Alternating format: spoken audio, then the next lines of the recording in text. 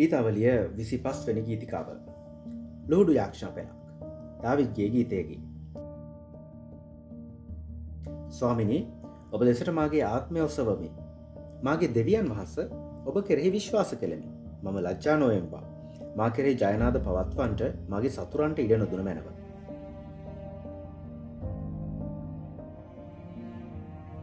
එසේය.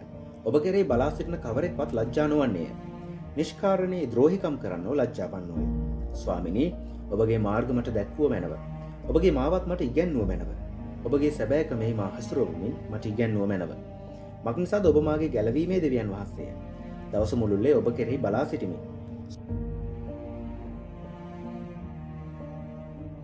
ස්වාමිනී, ඔබගේ මෘදු වූ දයාබරකම්ද කරුණා ගුණයන්ද සිහි කළ මැනව. මක්නිසාද ඒවා පෙර සිට පවත්නේය.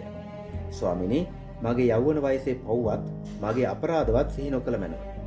ස්වාමිනී, ඔබගේ යහපත්කම නිසා ඔබගේ කරුණාව පරිද්දෙන් මා සිහි කළ මැනව.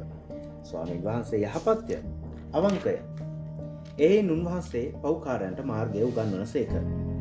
උන්වහන්සේ යටහතුන් යුක්තියෙහි හසුරවන සේක. යටහතුන්ට තමන්ගේ මාර්ගය උගන්වන සේක.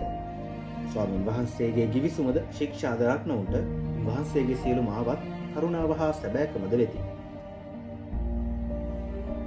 ස්වාමිනී, මාගේ අයුතුකම මහත් බැවින් ඔබගේ නාමය නිසා ඊට කමාවුව මැනව. ස්වාමීන් කෙරෙහි බය ඇත්තේ කවරේද? ඔහු විසින් තෝරාගත යුතු මාර්ගය උන්වහන්සේ උගන්වන සේක.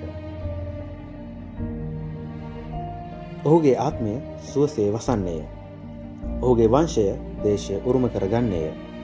ස්වාමින්ගේ රහස උන්වහන්සේ කෙරෙහි බය ඇත්තන් හා සමගය. උන්වහන්සේ ස්වකීය ගිවිසුම ඔවුන්ට දක්වන සේක. මාගේ ඇස් නිතරම ස්වාමීන් දෙසට යොමුව තිබේ. මක්නිසාද උන්වහන්සේ මාගේ පාද දැලෙන් මුදා ගන්නා සේක. මා දෙසට හැරි මට කරුණා කළ මැනව. මක්නිසාද මම අසරණේමි, පීඩිතේමි. මාගේ සිතේ දුක් වැඩිව තිබේ. මාගේ විපත්ති වලින් මා මුදාගත මැනව. මාගේ පීඩාව සහ වේදනාවද බැලුව මැනව. මාගේ සියලු පව් කමා කළ මැනව.